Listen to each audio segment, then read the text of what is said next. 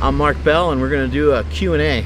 I've been getting some good questions coming in from the channel. I appreciate you guys asking questions. Keep them coming, and we will keep doing the best job that we can to address them.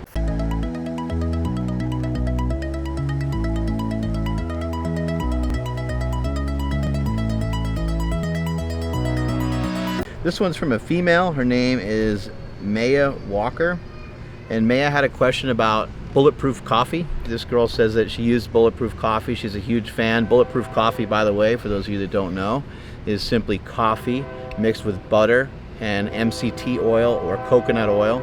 The benefits of it are talked about a lot by a guy named Dave Asprey. He's kind of the originator of it.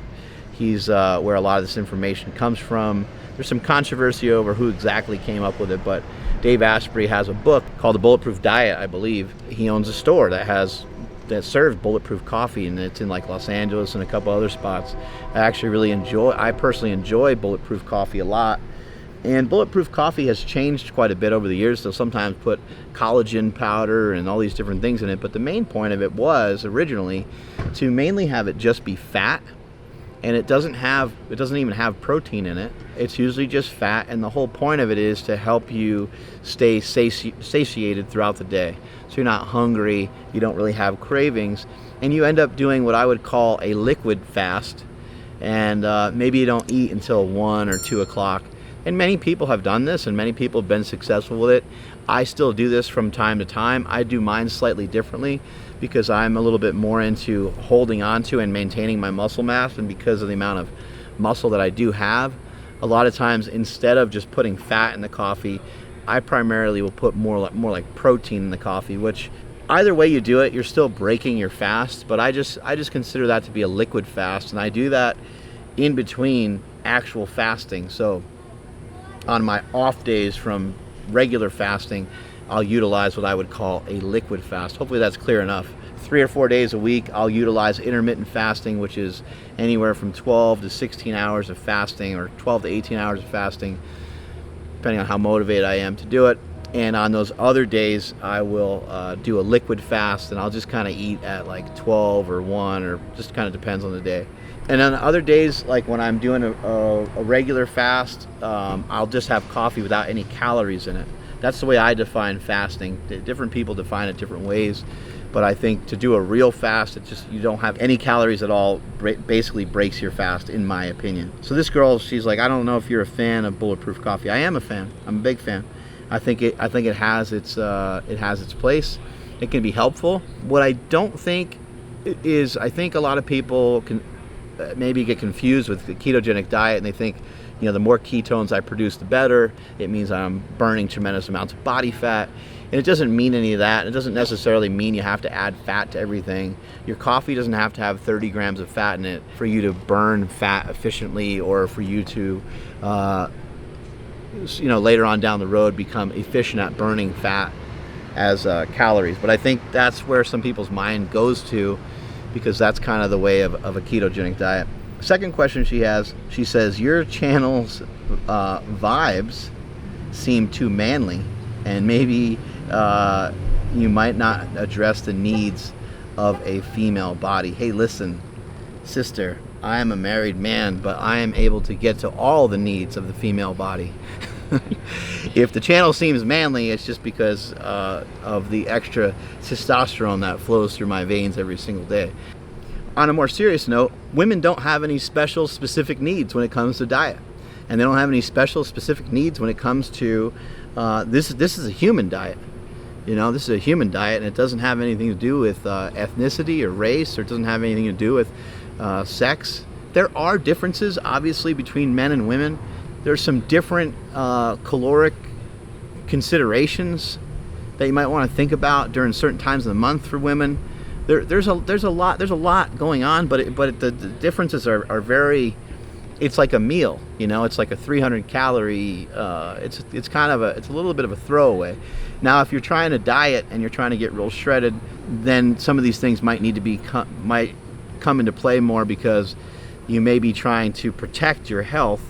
And we've seen a lot of women's health be compromised by trying to get super lean, by doing CrossFit style workouts, and their menstrual cycles get thrown off. They don't have the same body fat that they used to have, and you start to lose some size in this area right here, which you might want to try to hold on to. But for the most part, a carnivore diet works great for men, and a carnivore diet works great for women. I haven't seen anything substantial. There's nothing to warn you against. Like, if you don't eat fiber as a girl, if you don't eat vegetables as a girl, nothing horrible happens to you. If you don't eat vegetables as a guy, nothing horrible happens to you. I think maybe what you're talking about, and maybe what you're referencing, though, is that you're not hearing that much from a female's perspective. And yeah, that would be great to hear more from females. There's a lot of females, just a simple YouTube search and you will find a really good amount of females that are not only on the carnivore diet, but they've been on it for a long time. A lot of them are, kind of like Dr. Shawn Baker, where they're like all in, like they're 100% carnivore. They switched to it, and it's helped them with everything from their own body image issues to depression, anxiety, all these different things that face all of us. I think too often, I really think in our society, I think too often we're so quick to separate out people from one another. We're so quick to separate out sexes from each other. And the truth is, men should lift the same way as women, and women should lift the same way as men. There are some differences from a physiological standpoint between men and women. When it comes to training, women will be able to demonstrate they'll be able to demonstrate higher percentages of weight for more repetitions than a guy.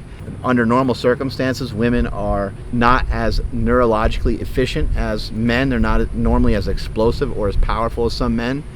And so, there are some small differences there, but like those differences, again, they're fairly minor, and it's not something to really spend a lot of time on, because it's in my opinion, it's fairly minor. And those are things to examine too as you get further down the road. Like, as you start to power lift as a female, then you want to kind of get into the nuanced stuff. As you start to get into a carnivore or keto style diet as a female, you want to get into nuanced stuff. There has been females in the past who have said things like, hey, a female needs to have a minimum of 120 carbohydrates. But there's absolutely no information to back any of that up. That's total bullshit.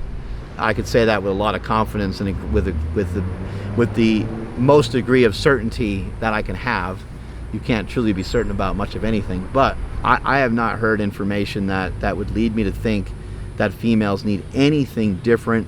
I guess an exception could be if a woman is pregnant, but that's where I would suggest you start to listen to Ivor Cummins, or you start The Fat Emperor. He has a podcast called The Fat Emperor. He is absolutely fantastic, has great scientific literature and information. In addition to that, we got our boy Paul Saladino, and of course Dr. Shawn Baker. All those people have some great info. Oh, in terms of females that follow carnivorous style diets, Michaela Peterson is one of them. There's more women that are probably vegan than there are men. I mean, I don't know that to be true. I don't know if that's 100% true, but when I go to like the yoga studio over here, it's predominantly women, and they predominantly are like vegetarian or vegan. And a lot of men that I know, they don't really care about vegetables, but there's a lot of dudes that eat vegetables. There's a lot of guys that are vegetarian.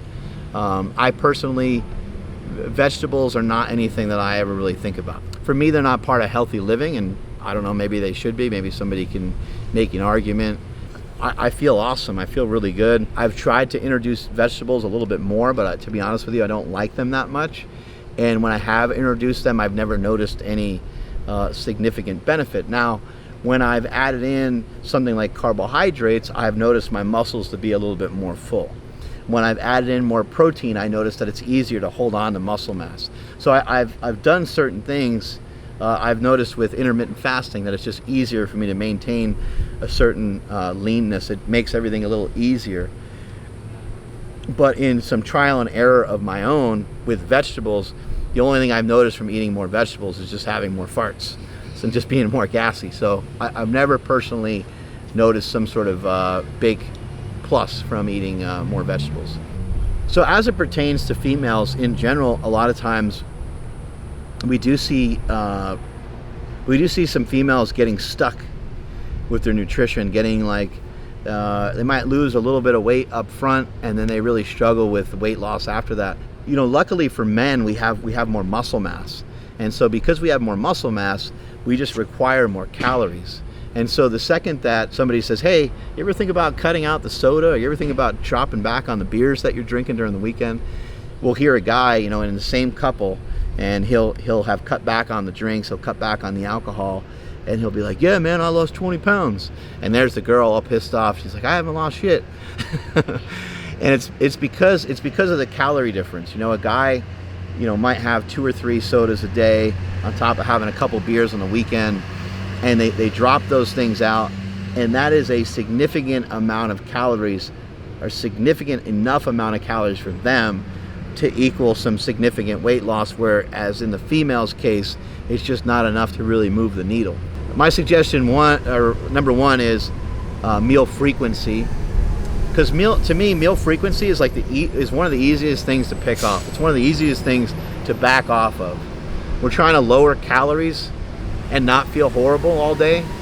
I think just some intermittent fasting works great. And it doesn't even have to be viewed as intermittent fasting. It could simply be that you just discontinue eating a little bit earlier in the day. Like, you could eat completely normal without any real fasting strategy, but you just stop eating at like 4 p.m. And there's nothing magical. You're not going to turn into a unicorn or anything like that if you eat past 6 p.m. However, you're giving yourself like a feeding window, and you're utilizing some strategies of intermittent fasting. So if you stopped at 4 p.m. and you had 8 hours of sleep, and you got your day rolling, and you had breakfast at like 8 o'clock, you got all the way from 4 p.m. all the way till 8 a.m. And even if you kicked back that breakfast a little bit to like 10 or 12, now you have a really good amount of time. I don't know how many hours that would be, but you have a nice amount of time that you would be fasting, and that would be considered intermittent fasting. And what that does is it just pushes your calories off into a smaller confined window, and then when it's time to eat, it's time to eat, and you get to enjoy eating a pretty good amount of food, as opposed to a lot of times when people are dieting, they are having, you know, a 300 calories here, 300 calories there, 300 calories there, and they're kind of just hungry throughout the day. For some people, it might work out to be that way. They might feel hungry throughout the whole day.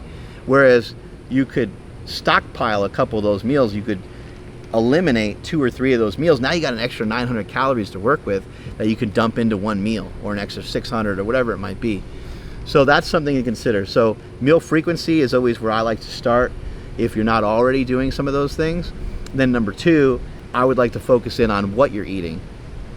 What you're eating is really important, and if we focus in on what you're eating, and if you're trying a carnivore diet and you're not moving the needle, then the frequency, the intermittent fasting should help if you're not currently utilizing intermittent fasting. And then another thing is the particular choice in the meat that you're choosing could also have a large impact. So if you're going to do like hamburgers, for me personally, I only like the fatter hamburgers, 85-15, and I usually put cheese on them, so those are going to be fattier meals. And so I have to kind of pay attention to that, because if I just eat the fattier, more calorically dense meals all the time, then I'm going to struggle with my weight loss. As to where if I mix in some New York strips and some sirloins and some leaner cuts of steak, the bavette steak from Piedmontese Beef, you can use the code MarkBell at checkout, get 25% off. You also get free shipping on any orders over 99 bucks. Piedmontese Beef is the best in my opinion, because it's just super lean, but it's also super tender. It might have a little extra cost associated with it, but to me it's worth every single penny. So look into getting, you know, leaner cuts of steak, or even just once a day having some chicken breast, once a day having some white fish. Those are going to be leaner sources. Obviously you got egg whites. You can do half whole eggs, half egg whites, mixtures like that to get leaner sources. You can also have cottage cheese. You can go 2%. The fat-free stuff's like a little hard to do. Yogurt, I don't have any problem doing you know, non-fat yogurt. Tastes okay to me. I mix in Slingshot protein, and I get like 50, 60, sometimes 100 grams of protein in. Sometimes that's my last meal at night at like 8 p.m., 7 p.m. after dinner. It's like a snack that I have while I'm watching TV, and sometimes I'll make up a double batch of that sucker, and it'll be like 100 grams of protein. So and it tastes freaking good. 2 scoops of whey protein in there, and just mix it with a spoon. It takes a while to mix, so pay attention to that. It will seem like it's not working, but it will work. If you throw it in the freezer, you're in for another treat. Throw a little salt in there, throw a little bit of cinnamon in there, and this stuff comes out a little bit like ice cream. Not like ice cream, but a little bit like ice cream. And it's really good. You want to throw it, make it more delicious, throw in a banana, and it's just out of this world. It's really, really good. There you have it. There's some of the Q&A for some carnivoreness. Again, if you're really struggling, if you're stuck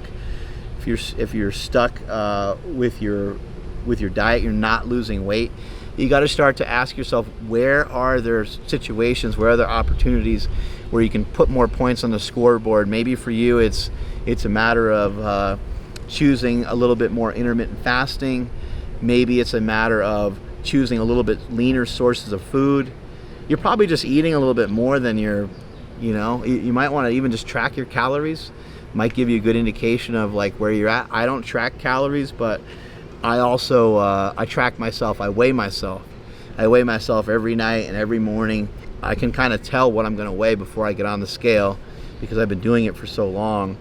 And I can also tell in accordance to the food that I'm eating. The way that I look at it is, rather than like weighing out the food and measuring the food and just being all caught up and all tied up in that all the time, I'd rather just weigh myself.